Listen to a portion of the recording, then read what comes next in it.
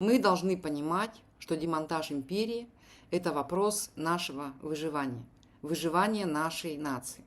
Это вопрос жизни и смерти для сотен тысяч саха, буквально.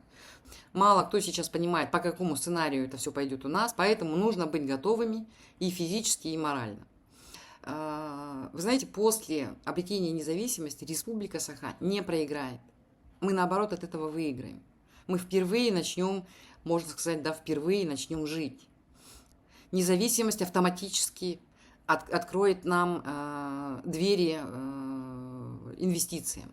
Япония, США, такие страны, да, как Южная Корея, например, тот же самый Тайвань, тот же самый Европейский Союз, они придут к нам со своими инвестициями. Их будут, помимо ресурсов, будут интересовать понятные, прозрачные правила и отсутствие посредников в виде Москвы. Да, риски существуют. Никто не говорит, что все будет гладко. Но скажем честно, что сегодняшняя цена стабильности, которая есть у нас сейчас, да, так называемой стабильности в кавычках, это 1000 убитых мужчин из Республики Саха. Это уничтожаемый генофонд, и это будущие демографические проблемы. У нас они обязательно будут. Независимость не гарантирует нам идеальное будущее.